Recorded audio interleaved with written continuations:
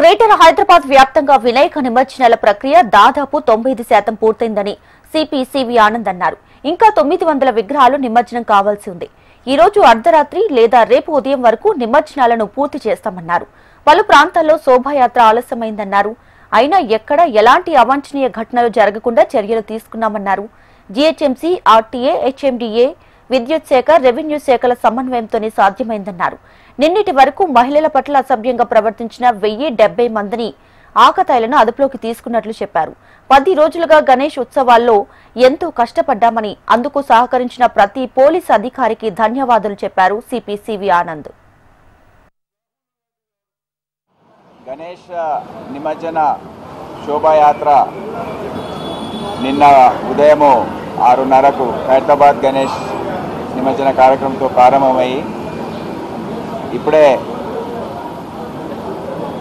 Traffic అంతా clear అయిన తర్వాత మేము ముగించిందని మేము భావిస్తూ ఉంటాము.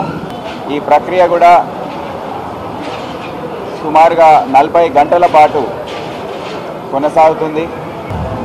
ఒకవైపు హైదరాబాద్ గణేష్ ఉదయం 6:30కు బయలుదేరిన సందర్భంలో ఇంకోవైపు 10వ రోజు పెండింగ్లో ఉన్న విగ్రహాల నిమజ్జనం కూడా చేసుకునే అవసరం పడుతుంది.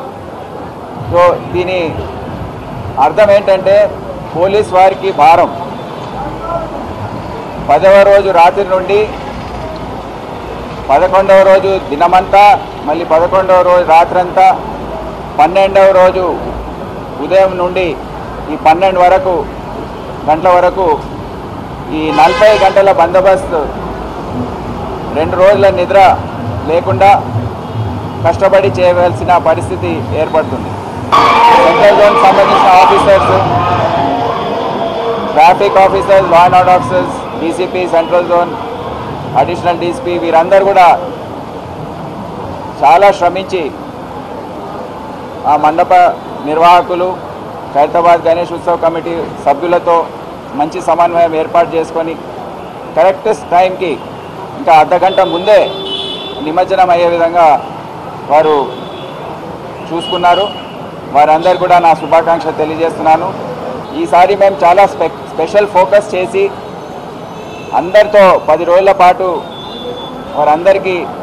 వారందరినీ ఒప్పించి తొందరగా బయలుదేరాలి, ఈ విధంగా ఇబ్బందులు అవుతున్నాయి, మీకు కూడా ఇబ్బంది అవుతుందని తెలియజేయడంతో కొద్దిగా ముందు బయలుదేరారు. అయినా ఆలస్యమైంది. అయితే ఈ సందర్భంలో ఈ ఆర్నిషలు కృషి చేసి మా ఆఫీసర్స్ ఎవరైతే ఉన్నారో అందరు కూడా పేరు పేరున నేను శుభాకాంక్షలు, కృతజ్ఞతలు తెలియజేస్తున్నాను. ఈ 10 రోజులే కాదు, దాని ముందు ఎన్నో పండుగలు జరిగాయి. అన్నీ కూడా ప్రశాంతంగా, బోనాలు కానివ్వండి, శ్రీరామనవమి కానివ్వండి, మొహర్రం, బక్రీద్, ఇటువంటివన్నీ కూడా అన్ని జాగ్రత్తలు తీసుకుంటూ ఎక్కడ కూడా తొక్కిసలాటలు లేకపోతే లా అండ్ ఆర్డర్ సంబంధించిన సమస్యలు ఏవి కూడా రాకుండా అందరూ ఈ సంవత్సర కాలంలో అన్ని జాగ్రత్తలు తీసుకొని పూర్తి చేశారు.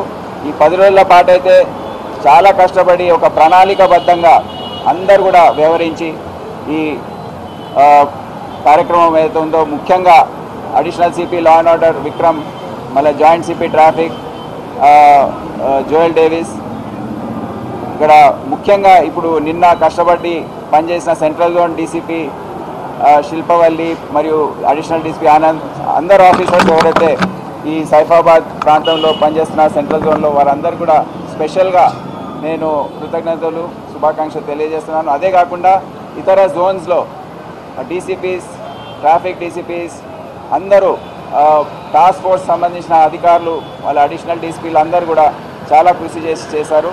పేరు పేరున వారందరికీ అభినందనలు తెలియజేస్తున్నాను. ఇదే కాకుండా ఇతర డిపార్ట్మెంట్స్ చెందిన అధికారులు నిన్న రాత్రి కూడా వార్ రూమ్లో కూర్చొని ఈ ఎలక్ట్రిక్ వైర్స్ సంబంధించిన సమస్యలు వచ్చినప్పుడు నేను ప్రత్యక్షంగా చూశాను.